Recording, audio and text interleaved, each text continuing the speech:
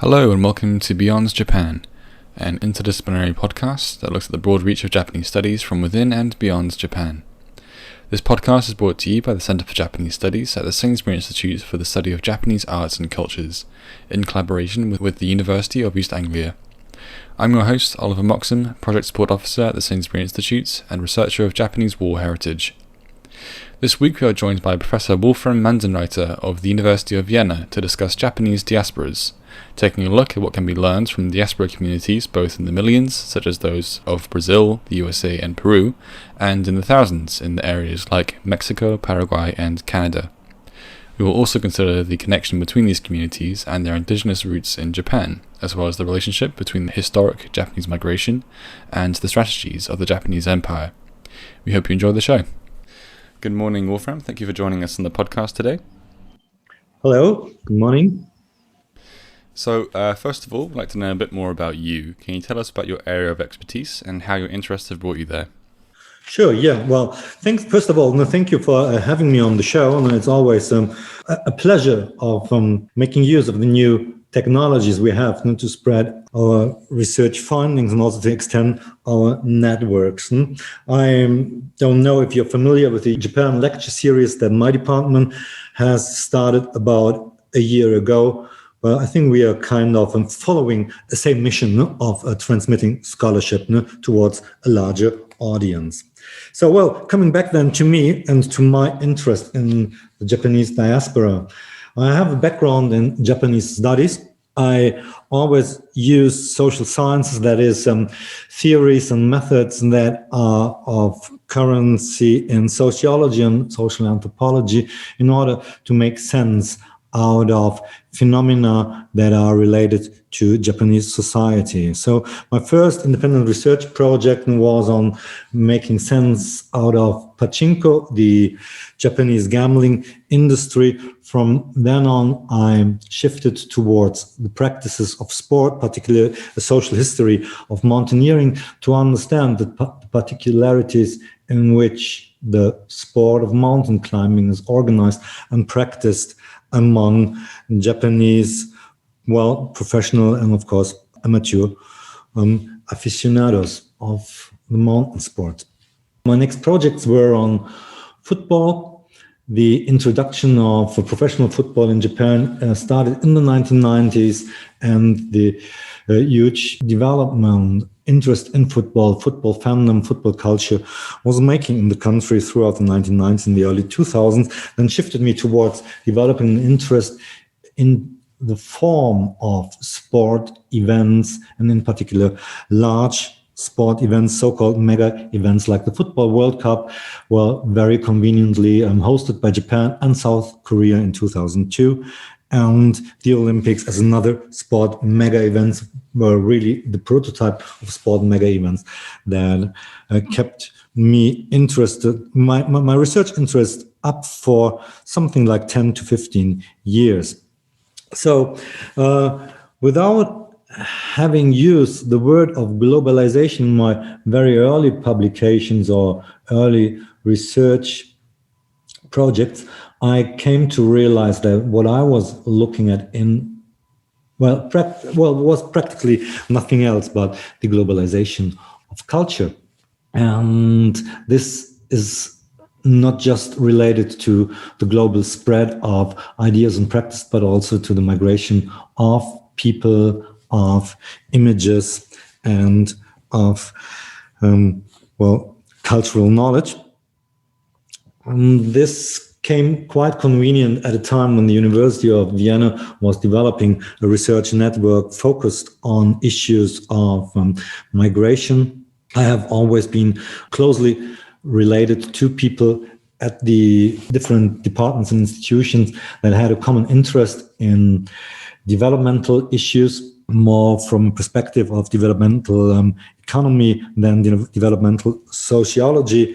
But in reality, these interests then brought me towards looking at Japanese diaspora. As a student of Japanese studies, I myself was not highly aware of the huge ramification that migration has had throughout the 20th century on Japan, notions of Japaneseness, practices of Japaneseness within and outside of the Japanese territory. But in the course of studying essential readings, going back to the classics in the field, I came to realize that this is not just a minor issue, but quite central to some of the questions that are of interest for, well, social anthropologists or cultural anthropologists of Japan. Essentially, what makes a case Japanese, or how do people in Japan make sense out of certain things like home, family, origin, ancestorship, religion, and so on. So let's start by getting a sense of Japanese diasporas. Diaspora refers to the mass dispersion of a population from its indigenous territories, something we might associate with Chinatowns and cities across the world, for example. However, the Japanese are not commonly considered a migratory people, with limited use of their language outside of Japan. Could you therefore start off by explaining how you define diaspora before pointing out the most notable Japanese diasporas and the history behind their migrations? Yeah, well, diaspora researchers traditionally are focused on, or have been traditionally focused on, one particular historical experience of the mass dispersion of a people from its homeland across the world, and then made analogies with similar cases, related cases, asking, are these the same symptoms, the same events or consequences of the phenomenon we are interested in? And so it's more like a descriptive analogy, a descriptive category in which diaspora studies developed around the term of diaspora. This is something that has been changed in the course of a 50, 60-year research history, particularly in the 1980s. I think the constructivist turn started to take a different look at diaspora, more taking the perspective of people involved into consideration, rather than using a matrix or a form from outside. And then we also have a little bit later, maybe also at the same time, post-structuralist approaches that were equally questioning the way how the actor-centered notion of diaspora is actually capturing the essential qualities, and they were more focusing the interest on discursive practices. So my own understanding is a kind of combination, or my line of thought combines the material dimension, the discursive, and the practical dimensions. The material, in a sense, as the notion of diaspora is related to space, to spaces, to not always very clearly defined separation between something that is considered to be the common focus of interest as a place of origin, as a place of future destiny, and a place of current homemaking, of current residence. The discursive dimension is related to the symbols in which the connection towards this other space is sustained, kept alive, recreated, and how institutions in daily life, in the social arrangement or the political order of the diaspora communities, recreating this sense of relation to the space of where they actually should be or probably coming from. And the practical dimension is related to the fact that you need, on the side of the individual, a certain sense of contribution, of commitment to the idea of belonging to migrant community, to participate in ritual events, in the institutions of self-organization or of heritage making, in order to keep the discursive dimensions alive. Fascinating. So, in your recent article, Squared Diaspora, Representations of the Japanese Diaspora Across Time and Space, you highlight the necessity to not focus on the largest communities of the USA, Brazil, and Peru, instead arguing for the value of researching smaller communities across Central America and Canada. Could you explain this necessity for us in more detail? Why focus on smaller communities?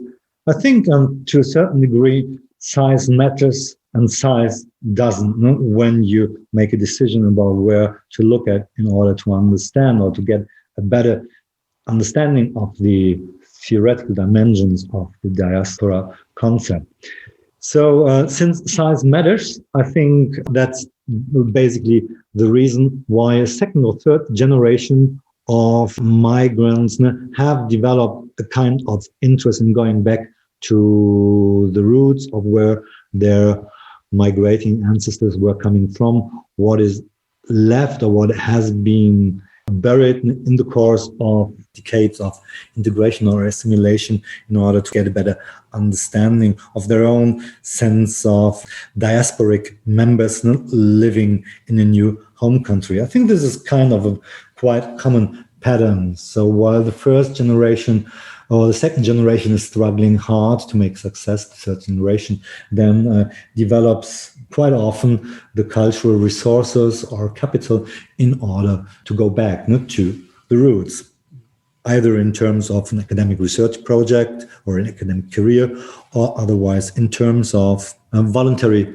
organization activities in the local community, or maybe even just on a very private level, on like doing biographical research. There is a network initiative, I think, established already in the 1990s, but that flourished with the spread of the internet. Discover Nikkei, and it's a 4-language web project making use of statements in Brazil, in Portuguese, in Spanish, English, and Japanese on the experience of living as someone with a Japanese background in places outside of Japan.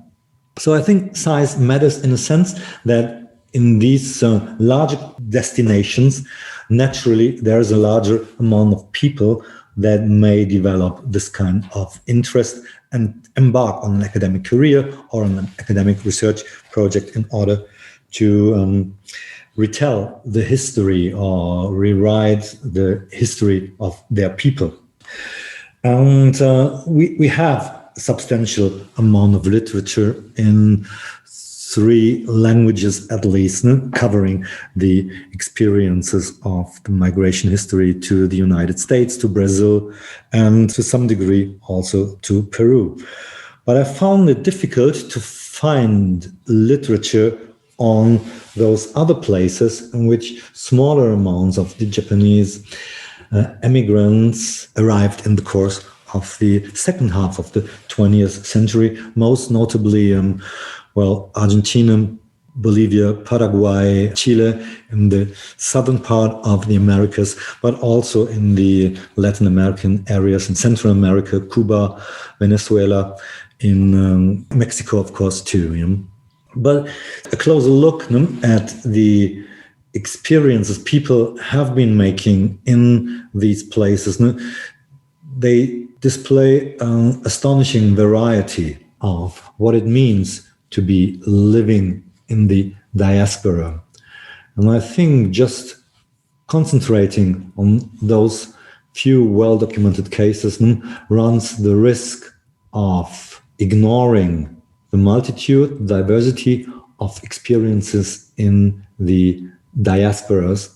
This is the reason why I prefer to use the plural term rather than the singular when speaking about the experiential dimension of living in the diaspora.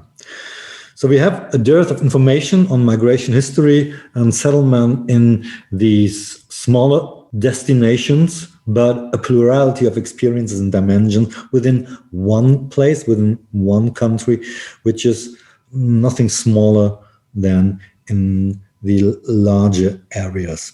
And I think some of the reasons are pretty obvious, like the duration of the settlement history, to what degree assimilation or inclusion has been going on, the way how the Japanese state has provided political support for the early establishment efforts. Also, the place of origin is highly significant, particularly given that a large number of migrants is coming from the ethnically distinct group of Okinawaians, which have their own sense of home and their own traditions and their own ways of establishing a sense of global Ochinachu or global consciousness of the Ryukyu diaspora. Then also there are huge differences in the way how immigrants and their offspring experience their sense of belonging, how they see their own future trajectories, their own professional careers, their own possibilities of becoming part of society, depending on the urban or rural conditions of the place of residence. Particularly in urban areas, there are more opportunities. There's a larger spread of network connectivity points that undermine or underhollow the ambitions of the diaspora organizations, quite contrary to rural areas where the grip of these organizations on each and every single member is much stronger, also in the sense of how the notion of Japaneseness is used as a resource for their own economic well-being. So speaking of Japaneseness, in my experience of interviewing members of the Japanese community in Sheffield for an oral history project, I was struck by how many in the community spoke of how their own family had told them they were no longer Japanese after spending some 20 years in the UK. While I appreciate this is anecdotal, through your own research, what sense do you have of the relationship between diasporas and the Japanese homeland? Yeah, I would say, well, my own insights are no less anecdotal than yours, given that there is a wide diversity of responses people may give you depending on some of the conditional features that are outlined in my response to your previous questions.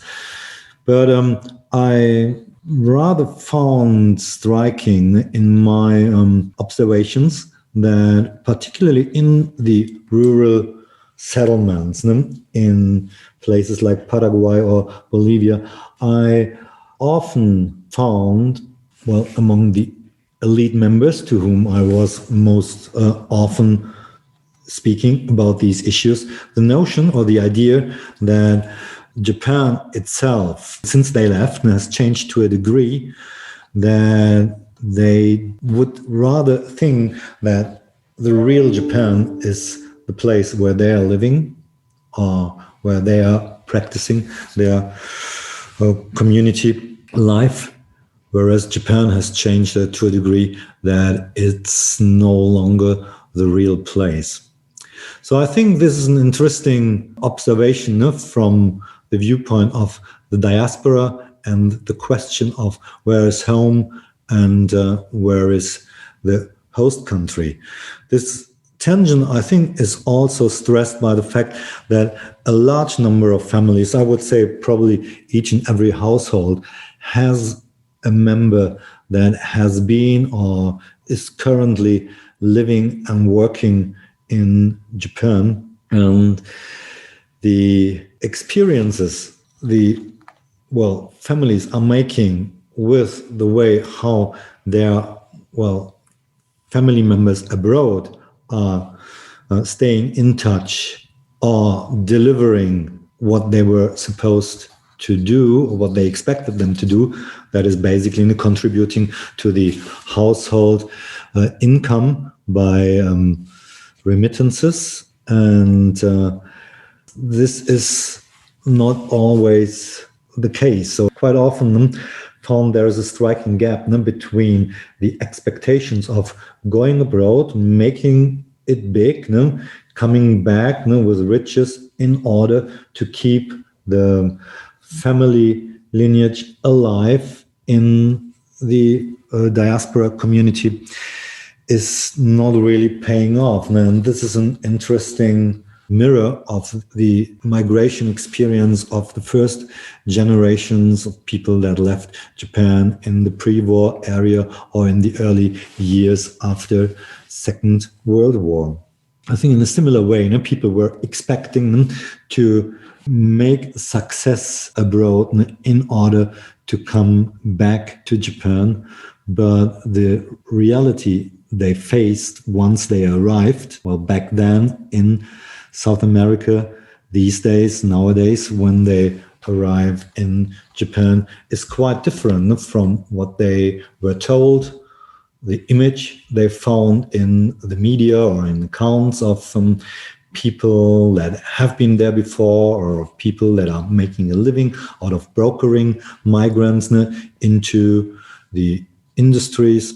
I think this is quite interesting to the sense that we find the same kind of differences between experiences or the shared experiences at the place of origin, where a migrant is coming from, and the reality they face at the place of destination, and the difficulties of migrating these different realities in the communication with the family at home. Yes. So in 2014, you presented your research at a conference on global diasporas in the age of high imperialism, comparing different global migrants' communities and their relation to colonial expansion. Through my own research of the Japanese Empire, it's refreshing to see it included in global colonial narratives. But what insights are gained through comparing Japanese diasporas in this transnational context? Yeah, I think comparison is highly instructive in order to make the Japanese case really a case, not just something like an exemption or an aberration. There is a lot of reason to look at each and every national emigration history or every ethnic diaspora as a case of itself, but that is pretty much a problem of the analytical level. On the descriptive level, there is so much of diversity and of singularity that it's difficult to make common cases. But on a deeper level, with analytical insight, you can actually develop the case into a case study in order to gain better understanding of the significance, for example, of structural forces that shape the building, the formation of diasporas. Like the geopolitical conditions, like state ambitions, like the role the state is playing as a broker itself for emigrating its population, or of making use out of its population abroad as a kind of colonial outpost or as a diplomatic stronghold for facilitating state ambitions in the area. So I'm curious as to how you mentioned that many Japanese were first sent to the Americas under an initiative by the pre-war Japanese government to integrate Japanese Americans in the Americas into a greater empire. How successful were these initiatives, and what marked differences are there today between diasporas which remain in former colonies of the Japanese Empire and those which migrated to the Americas? Yeah, well, I think this is a history of ambitions and a history of ambivalence. So the historical records of the early 20th century display a variety of strategic interests, foreign policy or diplomacy in Japan, also the military ministries related to trade and industry are having in regard to a larger presence of Japanese abroad.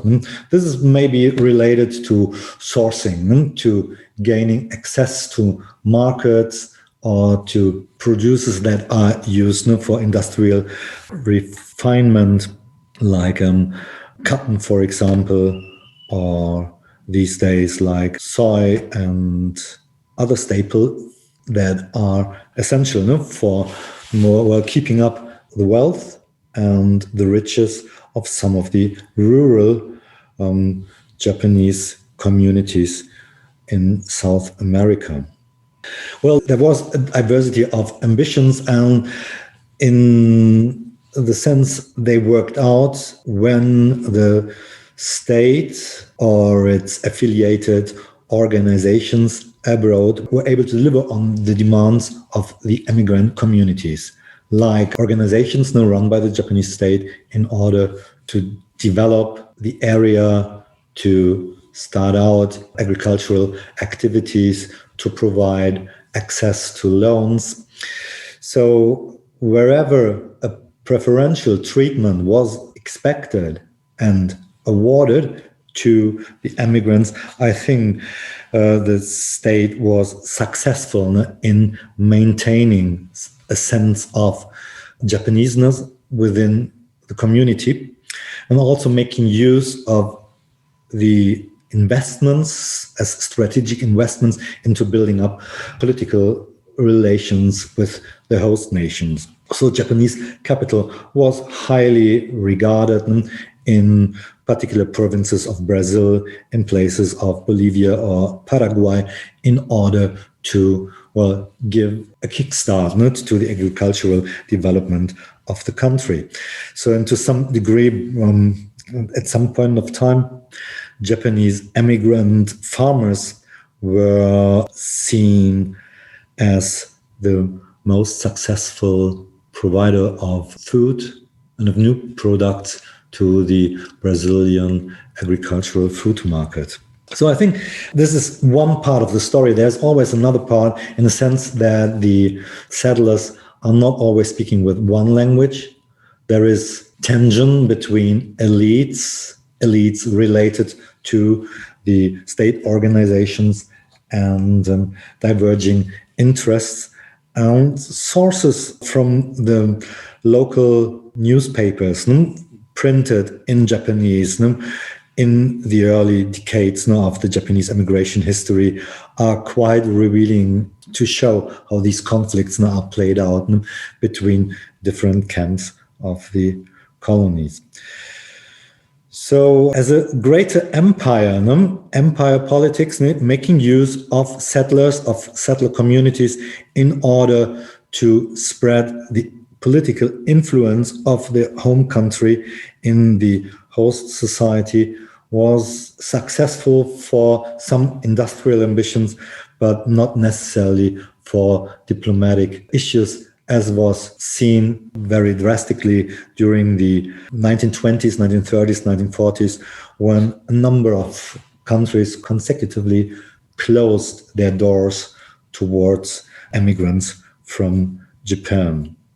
So I think this is the experience of the Americas, and I can't say to what degree it makes sense of comparing this experience with the way how the colonies were working in the Japanese empire in historical terms, since this is not my field of expertise.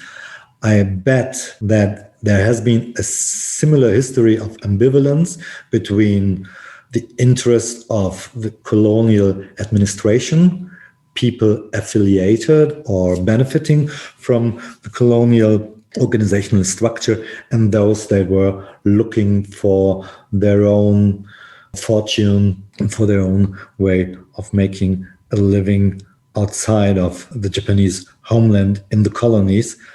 But I don't think that today we can meaningfully refer to this background when speaking about the Japanese living in Korea and in Taiwan or in mainland China and the people in America.